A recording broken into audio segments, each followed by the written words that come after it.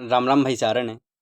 स्वागत है आपका अपने channel current affairs with Patel sir में। आज की इस क्लास में हम कवर करने वाले हैं करंट अफेयर्स 2023 के अंतर्गत चंद्रयान 3 मिशन 2023, जो वर्ष 2023 के करंट अफेयर्स का न्यू अपडेट आया है। इसके अंतर्गत चंद्रयान 3 मिशन 2023 के अंतर्गत जो भी क्वेश्चंस या प्रश्न परीक्षाओं में आ सकते हैं या परीक्षाओं की दृष्टि से बहुत इंपॉर्टेंट्स हैं, उनके बारे में देख लेते हैं। तो चलिए देर न करते हुए शुरू करते हैं आज का अपना टॉपिक चंद्रयान 3 मिशन 2023। तो सबसे पहला क्वेश्चन जो है इस प्रकार से है, औद्योगिक एवं अनुसंधान परिषद के अध्यक्ष कौन है? तो वो हैं option number D is correct, T Ramasamy. T Ramasamy जो है वो औद्योगिक एवं विकास अनुसंधान परिषद के अध्यक्ष हैं। नेक्स्ट क्वेश्चन देखेंगे।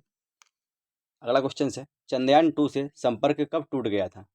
तो ये जो क्लासेस है इसमें चंद्रयान 2 और चंद्रयान 3 के बारे में पढ़ेंगे, दोनों के बारे में, जिसमें चंद्रयान 3 के जो क्वेश्चन हैं अधिकतर मिलेंगे, क्योंकि इसके बारे में जो ट्रेंडिंग टॉपिक है तो इससे क्वेश्चन अवश्य पूछे जा सकते हैं, जबकि चंद्रयान 2 के बारे में भी जानना उतना ही आवश्यक है साथ में। तो देखेंगे चंद्रयान 2 से संपर्क कब टूट गया था? तो option number C is correct, 2 सितंबर 2019 को चंद्रयान 2 से संपर्क टूट गया था। जबकि 7 सितंबर 2019 को जो चंद्रयान 2 था वो हार्ड लैंडिंग या क्रैश लैंडिंग कर बैठा था। आगे देखेंगे नेक्स्ट क्वेश्चन, चंद्रयान 2 चंद्रमा की सतह पर कब क्रैश लैंड हुआ था या हार्ड लैंडिंग करी थी चंद्रयान 2 ने चंद्रमा की सतह पर? तो वो की थी 7 सितंबर 2019 को। तो option number B is correct, Chandrayaan 2 ने चंद्रमा की सतह पर 7 सितंबर 2019 को हार्ड लैंडिंग या क्रैश लैंडिंग की थी। देखेंगे नेक्स्ट क्वेश्चन, चंद्रयान 3 चंद्रमा की सतह पर कब उतरेगा? तो चंद्रयान 3 जो है वो चंद्रमा की सतह पर 23 अगस्त को या 24 अगस्त को उतरेगा। तो इसका लेकिन आंसर जो है 23 अगस्त है, मिस्टेक हो गया है इधर। तो option number A is correct, 23 अगस्त को चंद्रयान 3 चंद्रमा की सतह पर उतरेगा। देखेंगे नेक्स्ट क्वेश्चन, मिशन चंद्रयान 3 के लॉन्च के समय इसरो के अध्यक्ष कौन थे? तो मिशन चंद्रयान 3 लॉन्च हुआ है जब, तो इसके अध्यक्ष, इसरो के जो अध्यक्ष हैं वो कौन थे उस समय? तो वो थे S Somnath. Option number D is correct, mission Chandrayaan 3 के लॉन्चिंग के समय जो इसरो के अध्यक्ष थे वो थे एस सोमनाथ। देखेंगे नेक्स्ट क्वेश्चन। अगला क्वेश्चन कुछ इस प्रकार से, चंद्रयान 3 का लैंडर यदि चांद की सतह पर सॉफ्ट लैंडिंग कर जाता है तो ऐसा करने वाला भारत कौन सा देश होगा? तो ऐसा करने वाला जो भारत है वो चौथा देश होगा। Option number C is correct, यदि चंद्रयान 3 का जो लैंडर है चांद की सतह पर सॉफ्ट लैंडिंग कर जाता है तो ऐसा करने वाला भारत कौन सा देश होगा? चौथा देश होगा। इससे पहले जो अमेरिका और रसिया है वो लोग भी इधर जा चुके हैं। आगे देखेंगे नेक्स्ट क्वेश्चन, चंद्रमा कितने दिनों में पृथ्वी का एक चक्कर पूरा करता है? तो जो चंद्रमा है वो पृथ्वी का एक चक्कर 27 दिन 6 घंटों में पूरा करता है। तो चंद्रमा कितने दिनों में पूरा करता है चक्कर पृथ्वी का? 27 दिन 6 घंटे में। आगे देखेंगे नेक्स्ट, यदि चंद्रमा के गुरुत्वाकर्षण की पृथ्वी से तुलना की जाए तो यह कितना होता है, यह कितना होगा? तो यदि बात करें चंद्रमा के गुरुत्वाकर्षण की पृथ्वी के गुरुत्वाकर्षण की तुलना से, तो क्या होगा? वो 1/6 होगा। तो option number A is correct.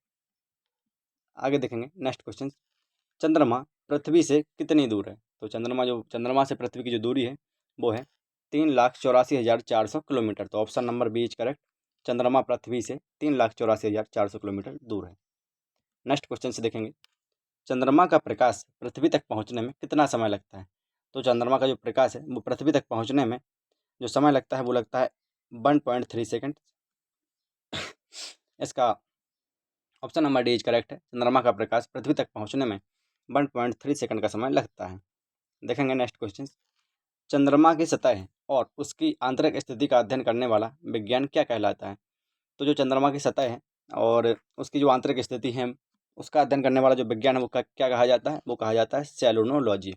तो option number B is correct, चंद्रमा की सतह और उसकी आंतरिक स्थिति का अध्ययन करने वाला विज्ञान सेलोनोलॉजी कहलाता है। आगे देखेंगे नेक्स्ट क्वेश्चन, पृथ्वी का एकमात्र उपग्रह कौन सा है?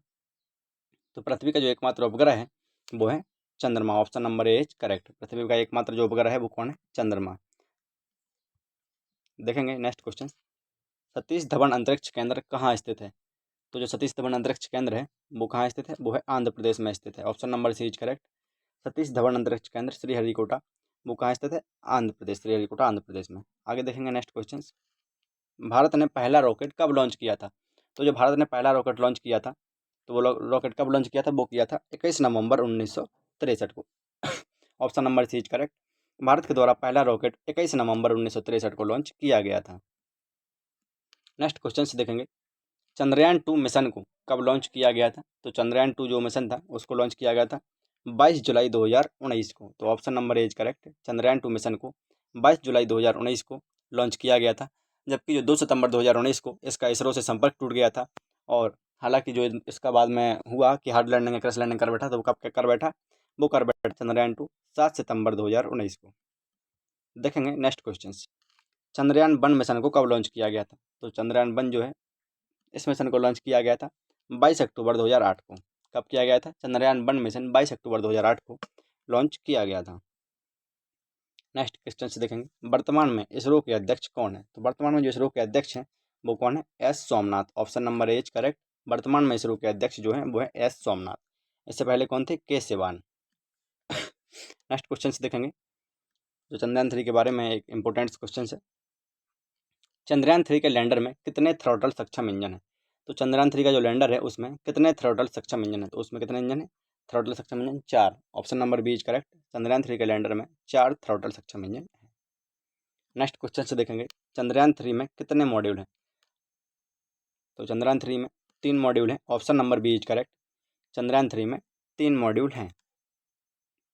देखेंगे नेक्स्ट क्वेश्चन, चंद्रयान 3 के लिए प्रमुख रॉकेट इंजन का क्या नाम है? तो चंद्रयान 3 के लिए जो रॉकेट इंजन प्रक्षेपण करने के लिए जो रॉकेट इंजन का उपयोग किया गया है उसका नाम क्या है? वो है C-20 क्रायोजेनिक इंजन। इसको याद रखेंगे, नहीं तो भ्रमित हो जाए आप कि इसमें क्या है। तो C-20 क्रायोजेनिक इंजन चंद्रयान 3 के लिए प्रयोग किए गए प्रमुख रॉकेट इंजन का नाम है। आगे देखेंगे नेक्स्ट, चंद्रमा की शांतिपूर्ण मानव और रोबोटिक खोज के उद्देश्य से इसके नेतृत्व में आर्टेमिस समझौते को शुरू किया गया। कब किया? किस किस के मध्य किया गया? तो जो आर्टेमिस समझौता है चंद्रमा की शांतिपूर्ण मानव और रोबोटिक खोज के उद्देश्य से, तो वो अमेरिका के नेतृत्व में आर्टेमिस समझौते को शुरू किया गया है। तो इसको आप याद रखेंगे, किसके समझौते? अगर आर्टेमिस समझौता कहीं देखिए आपको, तो आपको लिखना है अमेरिका के समझौते से या अमेरिका के नेतृत्व में। आगे देखेंगे नेक्स्ट क्वेश्चन, लैंडर स्थल के पास मौलिक संरचना प्राप्त करने के लिए किस उपकरण का प्रयोग होगा? तो जो लैंडर स्थल है, जो लैंडर है, जैसा लैंडर जब उधर उतरेगा चांद की सतह पर, तो क्या होगा? उस स्थल के पास जो मौलिक संरचना प्राप्त करना है तो उसके लिए किस उपकरण का उपयोग होगा?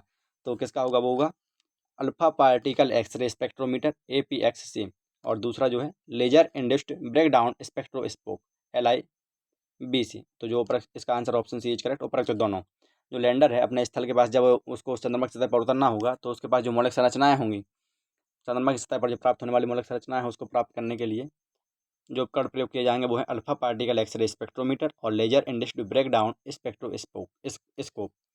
तो इसको आप याद रखेंगे इस क्वेश्चन को, क्योंकि यह क्वेश्चन परीक्षा में आ सकता है, काफ़ी इंपॉर्टेंट क्वेश्चन है। नेक्स्ट देखेंगे, प्लाज्मा घनत्व व इसकी विविधताओं का अनुमान लगाने के लिए कौन सा यंत्र लगा है? तो जो प्लाज्मा घनत्व है और इसकी जो विविधता है विविध प्रकार की, तो उनका अनुमान लगाने के लिए चंद्रयान 3 जो है उसमें कौन सा यंत्र लगाया गया है? तो वो लगाया गया है LP। क्या लगाया है? LP। इसका नाम याद रखेंगे आप। नेक्स्ट देखेंगे, लैंडिंग स्थल के आसपास जो भूकंपीय गतिविधि होगी उसको मापने के लिए किस उपकरण का उपयोग होगा? तो जैसे लैंडिंग स्थल जो होगा चंद्रमा की सतह पर चंद्रयान 3 का, तो उसके आसपास जो भूकंपीय गतिविधि होगी उसको मापने के लिए किस उपकरण का उपयोग होगा? तो वो होगा ILS से। किस उपकरण का होगा? ILS। नेक्स्ट देखेंगे अगला क्वेश्चन, लैंडर पेलोड में तापीय चालकता और तापमान को मापने के लिए कौन सा उपकरण लगा है? तो जो लैंडर पेलोड है तो उसमें तापीय चालकता और तापमान को मापने के लिए कौन सा उपकरण लगाया गया है? तो वो लगाया गया है चेस्ट। तापीय चालकता और तापमान को मापने के लिए चेस्ट नामक जो उपकरण है उसे लगाया गया है लैंडर पेलोड में। आगे देखेंगे नेक्स्ट क्वेश्चन, प्रोपल्सन मॉड्यूल में चंद्रमा की ऑर्बिट से पृथ्वी के स्पेक्ट्रल उत्सर्जन और ध्रुवीय मैट्रिक माप का अध्ययन करने के लिए कौन सा उपकरण लगा है? तो जो प्रोपल्सन मॉड्यूल है, जैसा कि आपको पता होगा चंद्रयान 3 में इस बार जो चंद्रयान 2 था उसमें कौन कौन से पार्ट गए थे? लैंडर गया था, रोवर गया था, ऑर्बिटर गया था। लेकिन जो चंद्रयान 3 ऐसे विपरीत है, इसमें लैंडर तो गया है और रोवर भी गया है, लेकिन जो इसमें ऑर्बिटर नहीं गया है। इसमें क्या गया है ऑर्बिटर के स्थान पर? वो गया है प्रोपल्सन मॉड्यूल। तो जो प्रोपल्सन मॉड्यूल है इसमें चंद्रमा की ऑर्बिट से, जो चंद्रमा की कक्षा है उससे पृथ्वी के स्पेक्ट्रल उत्सर्जन और ध्रुवीय मैट्रिक माप का अध्ययन करने के लिए कौन सा उपकरण लगाया गया है? तो वो लगाया गया है option number A is correct, सेप। कौन सा उपकर लगाया गया है, SHAP, सेप। Option number is correct. Next question से देखेंगे, चंद्रमा के दक्षिणी ध्रुव क्षेत्र की सतह पर सॉफ्ट लैंडिंग कौन करेगा। तो चंद्रमा के जो दक्षिणी ध्रुव है, जैसा कि आपको पता होगा कि अभी तक जो भी चंद्रमा के लिए जो प्रक्षेपण किए गए हैं अलग अलग देशों द्वारा जो यान भेजे गए हैं, लेकिन अपना जो है भारत के द्वारा भेजा गया है वो कहाँ भेजा गया है, चंद्रमा के दक्षिणी ध्रुव पर।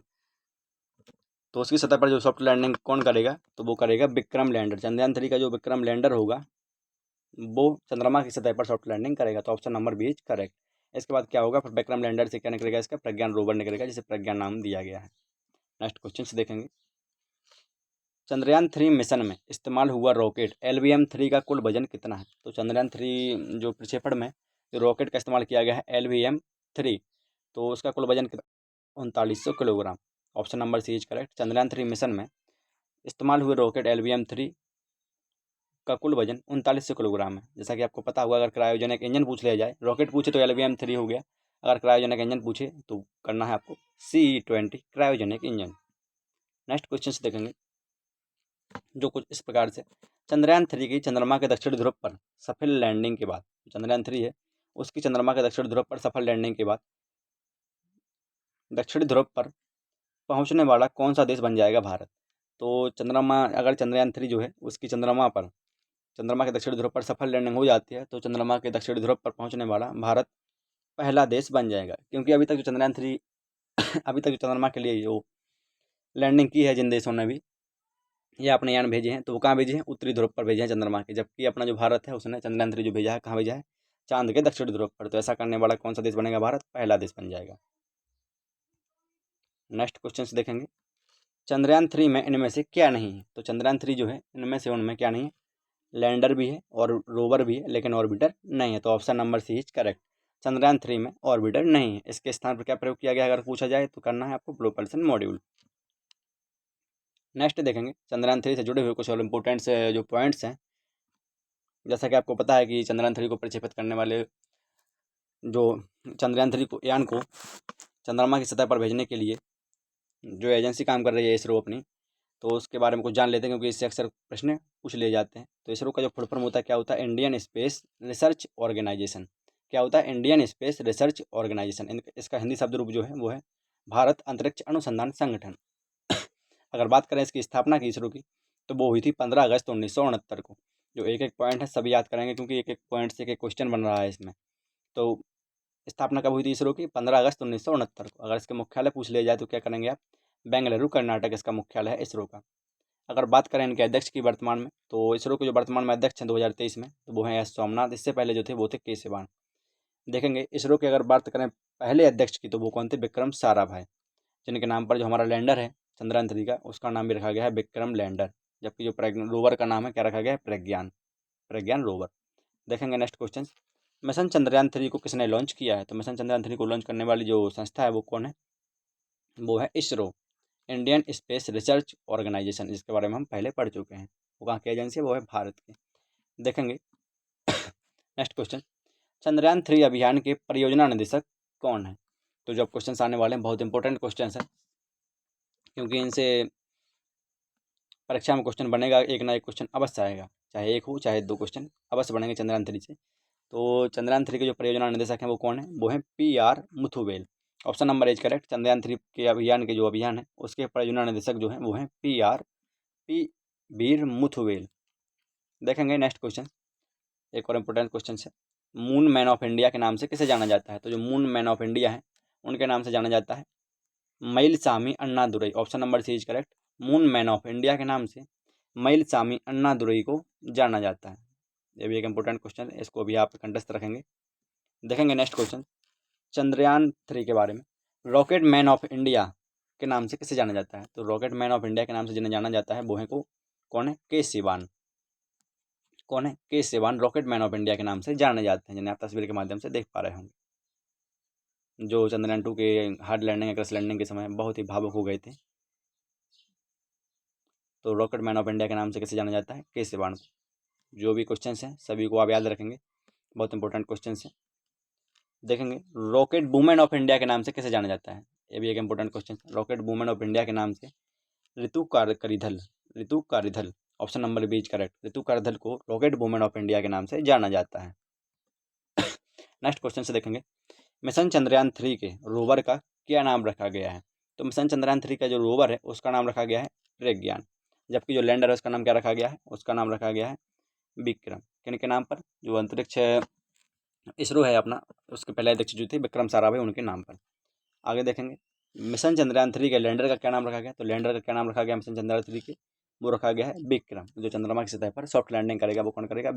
लैंडर। इसका नाम क्या रखा गया है? वो रखा गया विक्रम। नेक्स्ट देखेंगे क्वेश्चन, मिशन चंद्रयान 3 की थीम क्या है? तो अगर पूछा जाए मिशन चंद्रयान 3 की थीम क्या है, तो चंद्रयान 3 की जो थीम रही है वो रही है साइंस ऑफ द मून। इसको आप याद रखेंगे, option number is correct. Mission Chandrayaan 3 की जो थीम है वो है साइंस ऑफ द मून। देखेंगे चंद्रयान 3 से जुड़े हुए कुछ और इंपॉर्टेंट पॉइंट्स, जो चंद्रयान 1 है, चंद्रयान 2 है, चंद्रयान 3 कब लॉन्च किए गए थे इसके बारे में। तो वो है, पहला चंद्रयान मिशन जो है वो कब भेजा गया था इसरो के द्वारा? वो भेजा गया था 22 अक्टूबर 2008 को। दूसरा चंद्रयान मिशन जो है वो कब भेजा गया था? 22 जुलाई 2019 को। इसका जो इसरो से संपर्क टूटा था वो टूटा था 2 सितंबर 2019 को। जबकि जो हार्ड लैंडिंग क्रश लैंडिंग करी थी दूसरे चंद्रयान ने, तो वो कब करी थी? 7 सितंबर 2019 को। देखेंगे नेक्स्ट, तीसरा चंद्रयान मिशन जो भारत के लिए एक सफल मिशन रहा है, तो वो कौन सा है? तीसरा चंद्रयान मिशन कब भेजा गया था? 14 जुलाई 2023 को। 14 जुलाई 2023 को तीसरा चंद्रयान मिशन भेजा गया था। देखेंगे next question, mission Chandrayaan 3 Bharat का चंद्रमा के लिए कौन सा मिशन होगा? तो जो मिशन चंद्रयान 3 है वो भारत का चंद्रमा के लिए कौन सा मिशन होगा? वो होगा तीसरा। इससे पहले चंद्रयान 1 और चंद्रयान 2, जबकि चंद्रयान 3 जो है वो तीसरा मिशन होगा। देखेंगे नेक्स्ट क्वेश्चन, इसरो ने चंद्रयान 3 मिशन के कौन से 3 मुख्य उद्देश्य निर्धारित किए हैं? तो इसरो जो एजेंसी है इसने चंद्रयान 3 मिशन के लिए 3 मुख्य उद्देश्य निर्धारित किए हैं। वो है चंद्रमा की सतह पर एक सुरक्षित और नरम लैंडिंग का प्रदर्शन करना। तो सबसे पहला उद्देश्य क्या रखा गया है? चंद्रमा की जो सतह है उस पर एक सुरक्षित और नरम लैंडिंग या सॉफ्ट लैंडिंग का प्रदर्शन करना है। किसको? लैंडर को। दूसरा, चंद्रमा पर रोवर के घूमने की क्षमताओं का प्रदर्शन करना। तो दूसरा जो इसका मुख्य उद्देश्य रखा है, चंद्रयान 3 के जो लैंडर है इससे बाहर आने के बाद जो रोवर निकलेगा उससे घूमने की जो क्षमता है उसका प्रदर्शन करना, इसका दूसरा मुख्य उद्देश्य रखा गया है। तीसरा जो मुख्य उद्देश्य है इसरो ने चंद्रयान 3 के लिए जो टारगेट किया है रखा है, तो वो है वैज्ञानिक अवलोकन का प्रदर्शन करना। तो इसका option number D is correct. ऊपर तो सभी सही है, तो इनमें से कोई भी अगर आपको देखे तो आप ऐसा करें कि इसका जो आंसर होगा वो सही होगा, इनमें से सभी। देखेंगे next question, Chandrayaan 3 mission launch करने में कुल कितना खर्चा है? चंद्रयान 3 मिशन लॉन्च करने में कुल खर्चा जो आया है वो आया है 615 करोड़। कितना आया है? 615 crore. Option number C is correct. Next देखेंगे, चंद्रयान 3 मिशन से जुड़े हुए कुछ इंपोर्टेंट पॉइंट्स जो अक्सर परीक्षा में पूछे जा सकते हैं, क्योंकि जो इसरो के जो चेयरमैन वगैरह हैं, परियोजना निदेशक हैं, उन सब के बारे में इसमें पॉइंट्स दिए गए हैं। तो देख लेते हैं, इसरो के जो वर्तमान में चेयरमैन है वो कौन है? एस सोमनाथ। इससे पूर्व चेयरमैन जो रहे हैं ये इसरो के वो कौन थे? वो थे के सिवान। आगे देखेंगे, इसरो मिशन के जो निदेशक रहे हैं डायरेक्टर वो कौन रहे? एस मोहन कुमार। सभी जो पॉइंट्स हैं, सभी इंपॉर्टेंट पॉइंट्स हैं, एक एक करके साथ में दोहराते जाएं ताकि आपको याद हो जाए। तो इसरो मिशन के जो चंद्रयान 3 मिशन के जो निदेशक रहे हैं वो कौन रहे हैं? एस मोहन कुमार। आगे देखेंगे, एसोसिएट मिशन निदेशक कौन रहे हैं इसमें चंद्रयान 3 के? वो रहे हैं जी नारा। कौन रहे हैं? जी नारा एसोसिएट मिशन निदेशक रहे हैं। आगे देखेंगे, चंद्रयान 3 के परियोजना निदेशक कौन रहे हैं? तो चंद्रयान 3 के परियोजना निदेशक जो रहे हैं वो रहे हैं पी वीर मुथुवेल। पी वीर मुथुवेल। देखेंगे नेक्स्ट, उप परियोजना निदेशक कौन रहे हैं चंद्रयान 3 के? वो रहे हैं कल्पना। कल्पना उप परियोजना निदेशक रही हैं। आगे देखेंगे, चंद्रयान 3 के वाहन निदेशक कौन रहे हैं? तो वो रहे हैं जो वाहन डब्बी का डायरेक्टर रहे हैं चंद्रयान 3 के, वो रहे हैं बीजू सी थॉमस। नेक्स्ट देखेंगे, U R Rao satellite centre के प्रमुख कौन रहे? वो रहे M Shankaran. U R Rao satellite centre के प्रमुख रहे एम शंकरन। नेक्स्ट देखेंगे, विक्रम साराभाई स्पेस सेंटर के डायरेक्टर कौन रहे? तो वो कौन है? S Unnikrishnan Nair. Vikram Sarabhai space centre के जो निदेशक के डायरेक्टर हैं कौन है? एस उन्नीकृष्णन नायर। इनको आप याद रखेंगे। लॉन्च ऑथराइजेशन बोर्ड के प्रमुख कौन रहे? तो वो रहे ए राजा राजन। कौन रहे? ए राजा राजन। नेक्स्ट देखेंगे, चंद्रयान 3 मिशन के निदेशक कौन रहे हैं? तो वो कौन रहे? एस मोहन कुमार। कौन रहे? चंद्रयान 3 मिशन के निदेशक S Mohan Kumar. Option number D is correct. Next देखेंगे, चंद्रयान 3 मिशन का नेतृत्व किसने किया है? तो वो किसने किया है? ऋतु करदल ने। किसने किया है? ऋतु करदल ने चंद्रयान 3 मिशन का नेतृत्व किया है, जिसे वुमेन रॉकेट ऑफ इंडिया के नाम से भी जाना जाता है। कौन? किसको? ऋतु करदल को। इन्होंने चंद्रयान 3 मिशन का नेतृत्व किया है। नेक्स्ट देखेंगे, जो चंद्रयान-3 से जुड़ा हुआ चंद्रयान-3 को प्रक्षेपित करने वाला जो रॉकेट है या ले जाने वाला LVM-3, तो उसके बारे में कुछ इंपॉर्टेंट पॉइंट्स। तो क्या है, LVM-3 जो चंद्रयान-3 का क्या है, प्रक्षेपण यान है। इस रॉकेट के द्वारा इसे लॉन्च किया गया है। इसका फुल नाम क्या है, लॉन्च व्हीकल मार्क थर्ड। क्या है, लॉन्च व्हीकल मार्क थर्ड। इसका पुराना नाम क्या था, अगर पूछ ले जाए LVM-3 जो रॉकेट है चंद्रयान-3 का, उसका पुराना नाम क्या था, तो वो क्या था, जियो सिंक्रोनस सैटेलाइट लॉन्च व्हीकल। क्या था, जियो सिंक्रोनस सैटेलाइट लॉन्च व्हीकल। का शॉर्ट नाम क्या है, GSLV-M के थर्ड। देखेंगे नेक्स्ट क्वेश्चन, चंद्रयान-3 को किस रॉकेट से लॉन्च किया गया है, तो किस रॉकेट से लॉन्च किया गया चंद्रयान-3 को, वो किया गया LVM-3M4। किस रॉकेट से, LVM-3M4। नेक्स्ट देखेंगे, चंद्रयान-3 को कहाँ पर लैंड करना है, तो चंद्रयान-3 जो है भारत की जो स्पेस एजेंसी है उसके द्वारा भेजा गया है, इसरो के द्वारा। तो कहाँ लैंड करने के लिए भेजा गया है, तो वो भेजा गया है चंद्रमा के दक्षिण ध्रुव पर लैंड करने के लिए। और यदि चंद्रमा के दक्षिण ध्रुव पर चंद्रयान-3 सफल लैंडिंग कर जाता है तो क्या होगा, तो भारत जो है वो चंद्रमा के दक्षिण ध्रुव पर सॉफ्ट लैंडिंग करने वाला पहला देश होगा।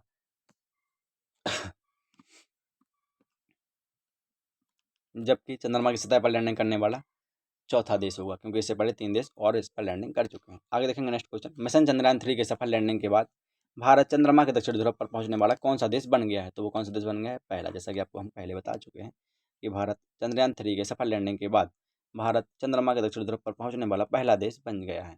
नेक्स्ट क्वेश्चन देखेंगे, मिशन चंद्रयान-3 को कहाँ से लॉन्च किया गया है, तो जैसा कि आपको पता है कि मिशन चंद्रयान-3 को सतीश धवन अंतरिक्ष केंद्र श्रीहरिकोटा से लॉन्च किया गया है। Option number B is correct, mission Chandrayaan को सतीश धवन अंतरिक्ष केंद्र श्रीहरिकोटा से लॉन्च किया गया है। नेक्स्ट क्वेश्चन देखेंगे, चंद्रयान-3 ने चंद्रमा की सतह पर कब लैंड किया है। जैसे 14 जुलाई 2023 को प्रक्षेपित किया गया था, जबकि चंद्रयान-3 ने चंद्रमा की सतह पर जो सॉफ्ट लैंडिंग की है वो कब की है, 23 अगस्त 2023 को। याद रखेंगे 23 अगस्त 2023 को। कितने दिनों में, 42 दिनों बाद। देखेंगे नेक्स्ट क्वेश्चन, मिशन चंद्रयान-3 को कब लॉन्च किया गया था, तो कब किया गया था, 14 जुलाई 2023 को। अगर पूछा जाए मिशन चंद्रयान-3 को चंद्रमा की सतह तक पहुंचने में कितना समय लगेगा या सॉफ्ट लैंडिंग करने में, तो वो लगेगा 42 दिन। देखेंगे मिशन चंद्रयान-3 को कब लॉन्च किया गया था, 14 जुलाई 2023। देखेंगे चंद्रयान-3 मिशन से जुड़े हुए कुछ और इंपॉर्टेंट जो प्रधानमंत्री ने घोषणाएं की हैं उनके बारे में कि क्या घोषणाएं की हैं।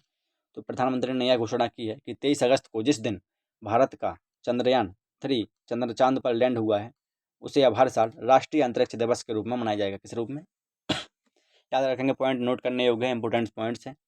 प्रधानमंत्री नरेंद्र मोदी जो है उन्होंने घोषणा की है कि 23 अगस्त के दिन जिस दिन भारत का चंद्रयान-3 जो चांद की सतह पर लैंड हुआ है उसे अब हर साल राष्ट्रीय अंतरिक्ष दिवस नेशनल स्पेस डे के रूप में मनाया जाएगा।